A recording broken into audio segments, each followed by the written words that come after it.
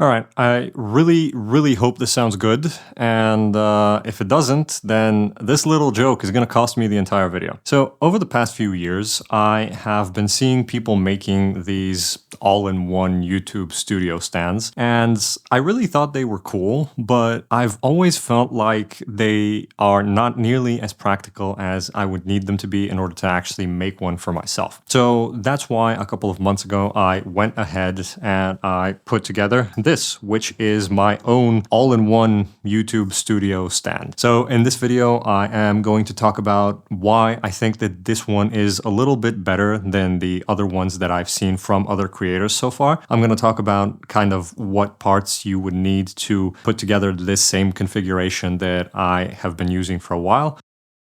And just to keep things running smoothly, I have some notes on my phone that I've prepared that I am going to be referencing every now and again because I don't want this video to end up being way too long with me just rambling about random stuff. So first up, why did I actually put this together? The main reason is because I wanted to save myself time and space whenever I am recording YouTube videos. Before, anytime when I wanted to record something, I would have to set up a tripod for my camera, a stand for my lights, as well as a stand for my microphone. And at a certain point, I kind of started getting annoyed by having to set everything up and then breaking it down after every single video. And all of that was causing a lot of friction in my creative process, and it's why I was actually interested in putting together a all-in-one YouTube studio stand for myself like I've seen other creators do. Because now when I have everything set up like this on a stand, and because everything is on wheels, it makes it a lot easier for me to just move it into whatever position I need it to be in, sit down, record whatever I need to record, and then just wheel it back into a corner. Plus, having everything on a stand just means that I am able to move this around to get different backgrounds and shoot into different angles in the room. And the lights, the microphone, and the camera are all going to stay in the same position relative to each other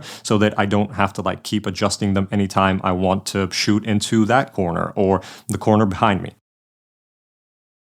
So the stand that I am using is from a company called Jinbei, and there are a few other brands that also make this sort of stand, but I'll talk about those a little bit later. So I've had people bringing Jinbei stands to some of the projects that I've worked on before, and in my experience, they are decent enough. They're not like super premium, but they're also not complete garbage. So I was pretty comfortable picking up a stand from them for the purposes of building this out. And this stand is just called like a multi-lamp tripod on their German website, but it does have like a technical name with some numbers that I'm gonna have somewhere on screen because I can't remember it. And it usually only comes with one of these arms here that you would use to attach accessories, but they do also sell them separately, and that is extremely important, but I'll get to that in a second. So I picked up two extra ones for the purposes of building this stand for myself, and the names for these are the JB16-001 on their website. So each of them comes with a spigot, and one of the ends of it you could attach a light to,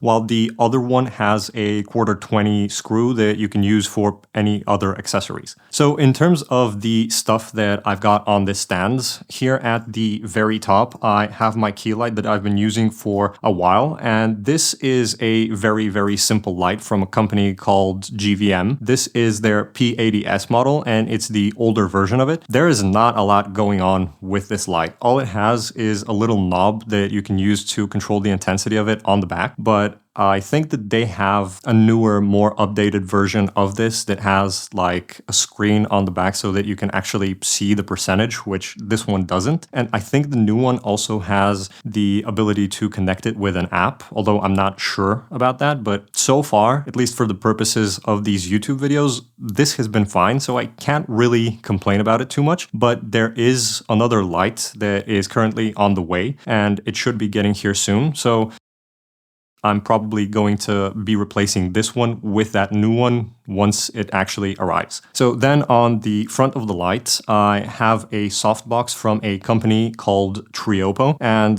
it's just some brand that I found on Amazon, and it was decently priced, so I picked it up. Nothing too special. Again, just like gets the job done. It does come with a grid and 2 layers of diffusion, which is really useful. And one more thing that is really important, and the main reason why I actually bought it, is that it has this quick setup and quick release mechanism, meaning that if I actually need to move this and carry it somewhere else, it's a lot easier for me to break it down and then set it back up. Then on the arm below that, I have this microphone boom arm that I just picked up from IKEA, and I didn't even know that they sold these there. I was at IKEA looking for something completely different, and I just saw this on a shelf and thought, you know what, I'm gonna need it, so I'm just gonna pick it up. But it's not the best thing in the world. It's kind of flimsy, and the bottom of it here, once I put it into the hole for the spigot in the arm and I try to tighten it down with the screw, it actually deforms the metal, which is why I had to use a bunch of like electrical tape to reinforce the base of it so that I don't completely like ruin it whenever it's in here. So yeah, it gets the job done, but eventually I will probably be replacing it. Then on one of the ends of the boom arm, I have the Movo VXR10 Pro microphone, which is a small shotgun microphone that was sent to me by the company that makes it, which is Movo. And I've been using this since the start of last year for pretty much everything. YouTube videos, client work, like behind the scenes stuff that I've shot for other fellow creators. And honestly, this little microphone is absolutely amazing for the price, which is like $50, I think. From what I've heard, when you compare it to different microphones that are also in kind of the same price bracket, in my opinion, this one pretty much sounds the best. And from reviews that I've seen from other creators, they seem to pretty much all agree that this microphone, compared to other microphones that are around the same cost, is the best one. You don't have to take my word for it. You can watch some other reviews if you're interested, but I really highly recommend this microphone because in my opinion, it is great. Then from the microphone up the boom arm, I have an audio extension cable, which runs across the entire thing. And then I have coiled it here underneath the arm that's holding the boom arm, and I have it attached to it with a little bongo tie. And that just keeps everything a little bit more organized because I don't really like having a mess of cables running down this thing. I just want to keep it tidy so that whenever I'm rolling it around, nothing gets snagged under one of the wheels and doesn't pull on any of the accessories. And then on the bottom arm here, I just have this simple ball head that I had laying around from an old mini tripod that I wasn't using anymore. And I have that attached to the 1/4-20 end of one of the spigots. Usually I would have either my Sony a6400 or my Sony FX30 on here, and this ball head seems to hold them pretty well. Normally, whenever I'm recording YouTube videos, I will have my Sony a6400 with a Tamron 17-70 on here, and depending on the video that I'm recording, maybe on the front of it, I could have a teleprompter, but this ball head handles that just fine. But to be completely honest, I'm pretty sure that any other reasonably strong ball head should also work pretty well for this sort of setup, as long as the weight capacity of it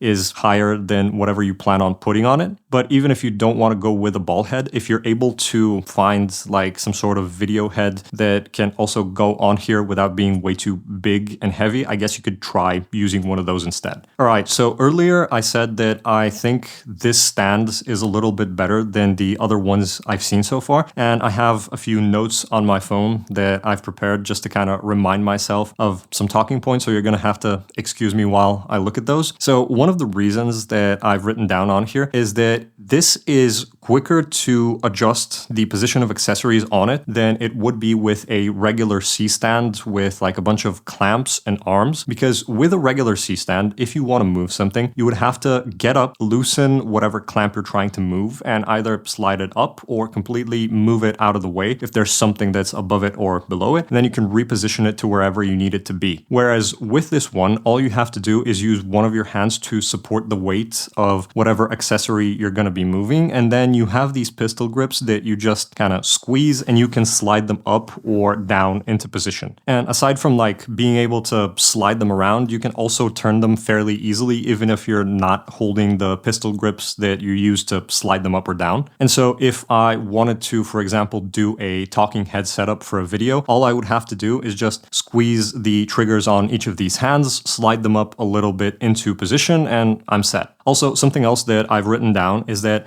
on a regular C-stand, a lot of people will usually have their key light at the very top of the stand, which basically positions it directly in front of them. And as a result, it makes the lighting for their YouTube videos like really, really flat. And I'm not sure if you can tell, but with this stand and the way that I've got it set up, I can have the arm that's holding the light and the arm that's going to be holding the camera kind of offset compared to each other, meaning that the light is at a slight angle, and that is going to give me just nicer key lighting. And another reason that I've written down here for why I think mine is better is that the clamps that you use to attach any of the accessories come with pretty much everything that you would need in order to attach something to them, meaning that you get the spigots with them. Whereas if you're buying like separate clamps and arms to attach to a regular C-stand, you would probably end up spending way more money. But these arms are not really that expensive on their own. I'm not exactly sure how much they are,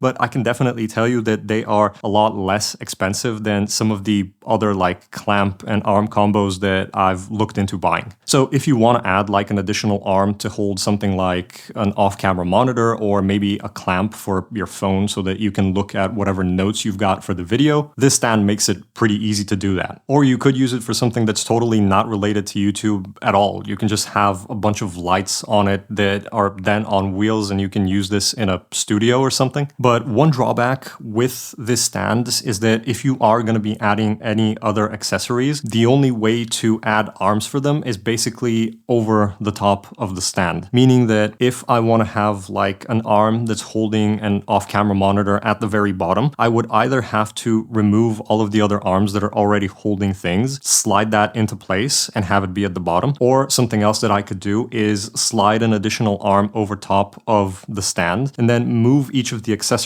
one arm up. So essentially the light would move to the top arm, then the boom arm is going to go to where the light is, and then the ball head for the camera is going to go to where the boom arm for the microphone is. So if you are adding accessories and you need to like reorder them, it's not going to be the quickest process with this stand, but it's not the end of the world in my opinion. All right, and also a quick mention, like I said, there are other brands that make this type of stand, but depending on where you are in the world, it might make more sense for you to get a stand from one of those brands instead of getting the same exact one that I've got from Jinbei. I got the Jinbei one because getting any of the other ones imported into Bulgaria, which is where I live, would have probably cost me like 3 times the price of the stand itself, which is just not like something that I wanted to deal with. So this stand with the additional arms that I bought for it cost me 140 euro, which is insanely affordable considering what you're getting. But there is also a company called Flashpoint that make one, and I think they're based in the US, though I'm not really sure. But when I checked, I'm pretty sure that it would have been way too expensive for me to have one imported from them. There is another company called Strobe Pro, and I think they're based in Canada, but I reached out to them and I basically asked them if I could buy a stand like this from them and if they would ship it to me. And they got back to me pretty quickly, but they basically said that in their opinion, it would cost way too much to pay for shipping for it to be worth it for me to buy a stand like this from them. But they did also offer to like give me a discount if I decided to actually go through and buy one from them, which is really cool. So if you live in Canada or I guess somewhere in the US, you could look into the stands sold by Strobe Pro. There is also a brand called Wallimex that sell one of these, but the stand that they have only sells with 2 of the arms and they don't sell any of them separately. I reached out to them. I asked them if I could buy like an additional arm, but they just said no, even when I offered to pay more money for it, which was a little bit unfortunate, but I guess that's just how they operate. I also think that Manfrotto have a stand like this, but from what I remember, it is much more expensive. So that wasn't really an option for me, especially considering that it like offers the exact same functionality. And There also is a brand called Kupo that makes them, but those are by far the most expensive versions of this stand that I was able to find. But the thing is, you might want to look into the different options that you've got from different brands, depending on which one makes the most sense relative to where you are in the world and how much it would cost you to buy it from any of these brands. So like I said, I feel like this stand is probably one of the best investments that I've made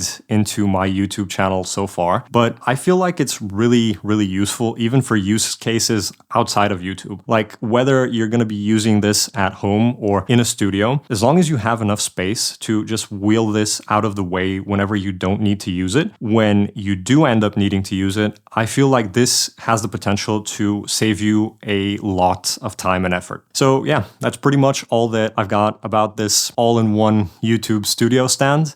So now I'm gonna try to wheel it into position somewhere else in the room. I'm gonna sit down and record another video.